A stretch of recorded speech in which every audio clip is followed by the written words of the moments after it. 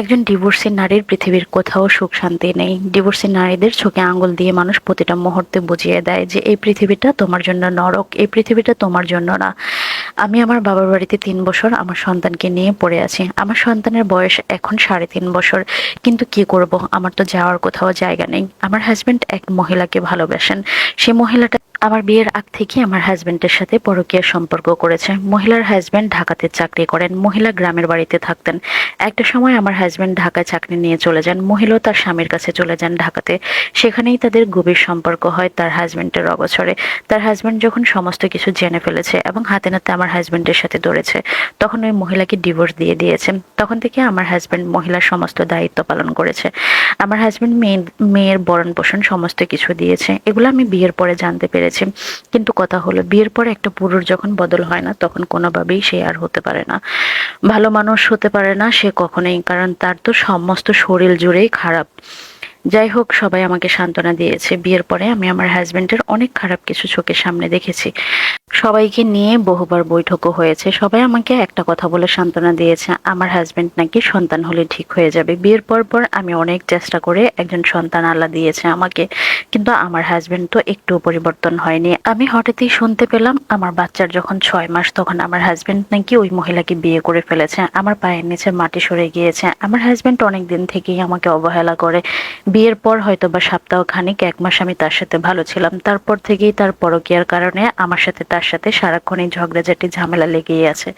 কিন্তু কি করব, আমার হাজবেন্ডকে শুধু আমি প্রশ্ন করেছিলাম, তুমি কাকে চাও, তোমার সন্তান আর আমাকে, না ওই মহিলাকে? আমার হাজবেন্ড বলেছে, আমি তোকে ডিভোর্স দিয়ে দেব। ডিভোর্স সত্যি সত্যি সে আমাকে দিয়ে দিয়েছে, কোনো কারণ ছাড়াই।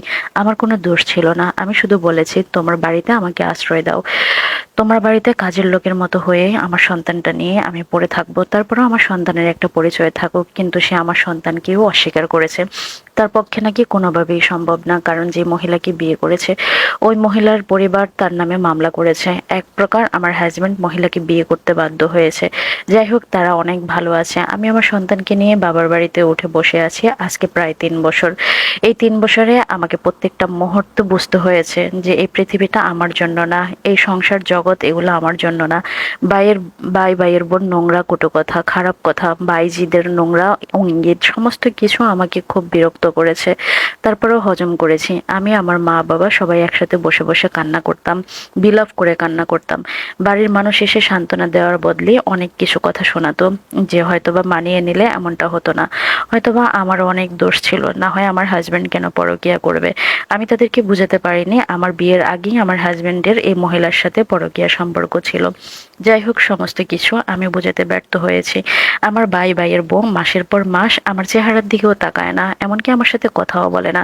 আমি খেয়েছি কি না খেয়ে আছি সেটাও কোনোদিনও জিজ্ঞেস করেনি। যাই হোক, আমার মা বাবাকে একটা সময় আমার ভাইয়ের বোরা আলাদা করে দিয়েছে, কারণ আমারও তো একটা পেট, আমার সন্তানের আরেকটা পেট, এতগুলা মানুষকে তাদের খাওয়ানো সম্ভব হবে না, এই জন্য আলাদা করে দিয়েছে। এই ছোট্ট মাসুম বাচ্চাকে নিয়ে আমি বাবার বাড়িতে উঠে বসে আছি। আমার বাবা অনেক কষ্ট করে আমার জন্য, আমার সন্তানের জন্য খাবার জোগাড় করতেন। আমার বাবা মানুষের জমিতে জমিতে কাজ করতেন। একটা সময় আমার বাবা অনেক কষ্ট করে একটা সিএনজি কিনেছেন।